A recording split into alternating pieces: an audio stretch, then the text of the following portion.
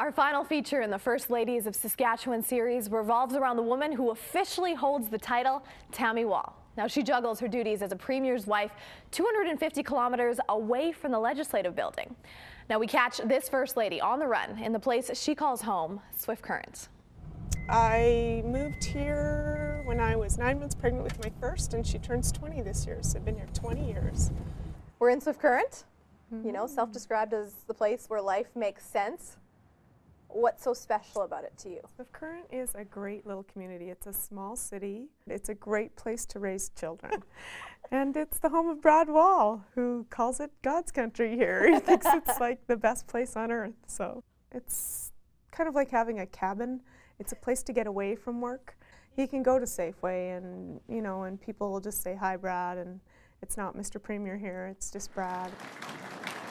Today, after years of being a have-not province, we are a have province and a leader in this country.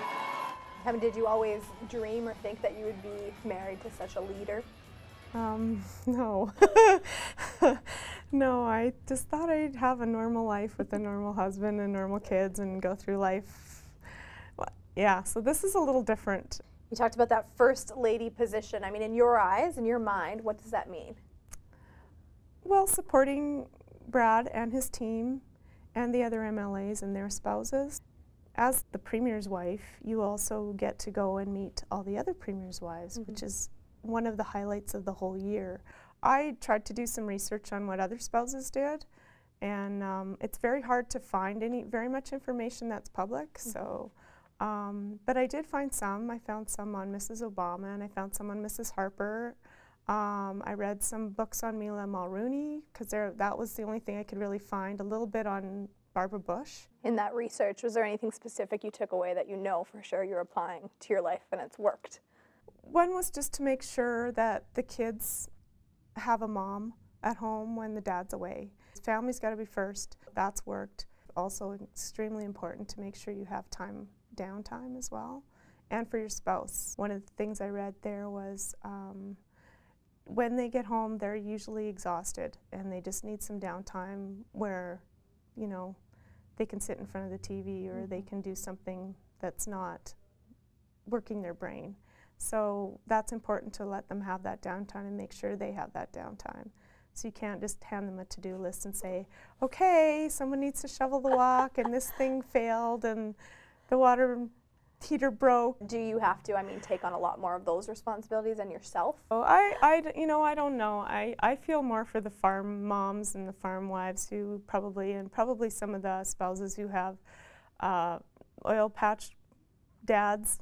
Although Brad's dad comes over and he boosts my car for me when my battery's dead or something, so I do have a support system there. How do you handle criticism when it comes down about your husband, the father of your kids? I'm good. That was another one of those learning things. And I think Brad's the one who helped me the most through that. But when he first started, there was a lot of negative comments and a lot of accusations and stuff that weren't true. And so you have to take that with a grain of salt and realize that you got to see where it's coming from. How do you talk to your kids about that? They don't know anything else. I think when my youngest was 1 year old, he became an MLA. So the one thing I would say about children is that they have to realize that no matter what happens, that their dad's their dad, and that's how they know him best. And also, if they do anything, it'll maybe end up in the national newspaper, so they have to be very careful what they do. That's right. In the media especially, we see Brad as the Premier. But I mean, what is he like as a dad? Oh, he's great. He's great. He has a great sense of humor. He loves to cook, so when he comes home, he wants to make the meals, and so he tries to help out. Yep. That's been, he didn't start being like that, but until he was a dad, I think. Prior to that, he wasn't a big cook, but you know, he started watching all the cooking shows and really getting into it, and now he loves to cook, so I let him cook when he comes home. It's great for me. Stress reliever for you. Yeah. This is my truck out here. This is my city truck, and this is the service center. My employers have always been really good about making sure that I can have that time to always do my First Lady position. Now that two of my kids are in university, and I have one left, she'll have her driver's license hopefully by next year, then I have some more time for me, and I have some more time to maybe have a job that has more deadlines. So this one kind of goes back to my engineering roots, which I haven't done for probably 20-some years. The manager of environmental services includes water treatment plant, wastewater treatment plant, the solid waste, the airport, and the transit system. So I'm the manager of all those different areas. Riding around in Mom's taxi, yeah. It's taxi day today, like it is every day of the week. So we have to pick up and drop off, just like all moms do in Saskatchewan. You know, after an election, there's always some new MLAs, and there's some that are retired and some that are coming on. So we try to have a little meeting with them and say, okay, here's what you can expect. It can be stressful on the family. It can be stressful on your extended family. It can be stressful on your neighbors. I strongly recommend that for all political parties, to make sure they have a spouse system. Now, the Premier's job's not a 9-to-5 job.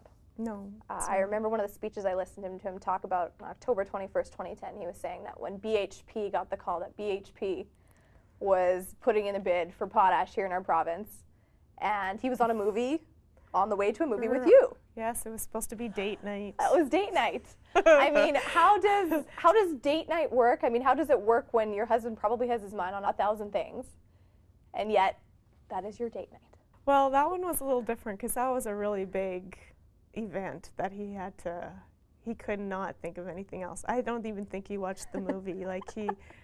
It was bad. That was a bad one. But I know we've had phone calls too in the middle of camping. The Prime Minister's office is calling. So he's walking up and down. So I mean, these things happen all the time. So you just take it in stride. Date nights are something that everyone should try and do as well. And do you get that time? Yeah, he's really good about making sure he has family time. So he tries to make sure he's home Friday night and for sure Sundays. While I'm sitting and waiting for someone, then that's a good time to get caught up on text. So that's usually when I do that. Okay. You could get a lot of things done in the time you spend driving people around. But I'm glad I get to, because someday this will be done and then I'll be sad. A couple nights a week I do something for me, like tonight we're going to choir practice.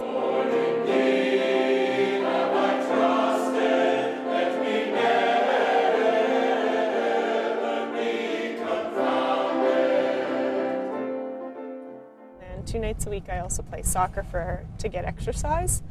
And sometimes at noon hours I'll also take the dog for a run. Otherwise they get all crazy on you, so you kind of have to run them. So it's good exercise for me. It makes me get out and help me keep my girlish figure. Brad's been the most popular Premier in the country for quite a few terms now. The kids had to vote who would be the popular person at home. Probably him. You're there all the time, yeah, too. And I'm the one who has to make everything run and make sure they get to where they're going, and he gets to do the fun stuff. As a family, though, I mean, how do you approach that when, I mean, it's your husband, it's their dad. It's not the same as everyone else saying, we have the most popular Premier in the country. They don't ever say that. They don't know. We don't say that at our house. No special dinner that's made, or... No, in fact, Faith missed that on the front page of the cover, you know, on the very top part of the newspaper. Yeah. And then the lead story is there, and the lead story was Brad Wall, most popular Premier. And so Brad goes, hey, look at the newspaper, Faith. And she goes, oh, look, the Hunger Games are here.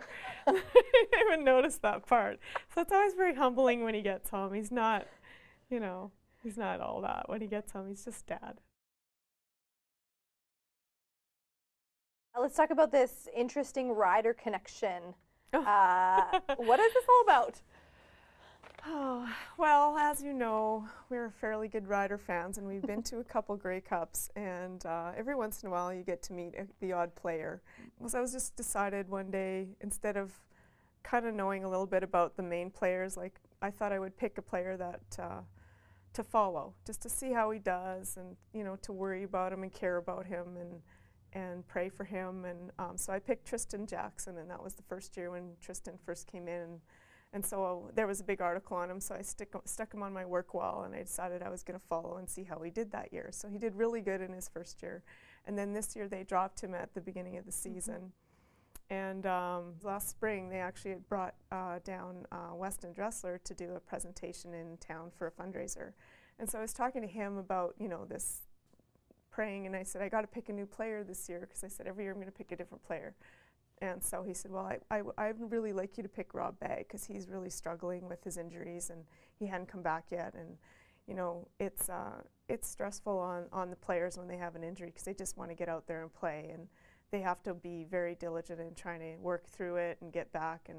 And so then he came back. They're going to take a shot, pedal to the middle, Rob Bagg, it's drive! So then he got back on, and then I hadn't forgot about Tristan, and then all of a sudden Tristan's back. So then I'm like, now I got to add more players. And pretty soon, yeah, now I've got the whole team under my wing, and I'm praying for all of them. And do they know this? Does any of these players know it? No? No, my husband thinks I'm crazy, and he goes, nobody does that. He goes, who it's does working. that? You have to tell him it's working. Yeah. If you could just choose one meal for the rest of your life, what would you eat? Mangoes and cottage cheese. What? Yep. Frozen mangoes. You cut them up and you stick them in your cottage cheese every lunch hour. I love it. I don't know what it is. My body craves that. And it's healthy. And that is the most random combination I've ever heard. Try it. You can add bananas and, you know, the odd blueberries every once in a while, but yeah. Gets all my calcium and all my fruit. I haven't had a cold yet this year. I thought you'd have to think about that one. Clearly not. Right on it. That or pumpkin pie and coffee for breakfast. That is awesome.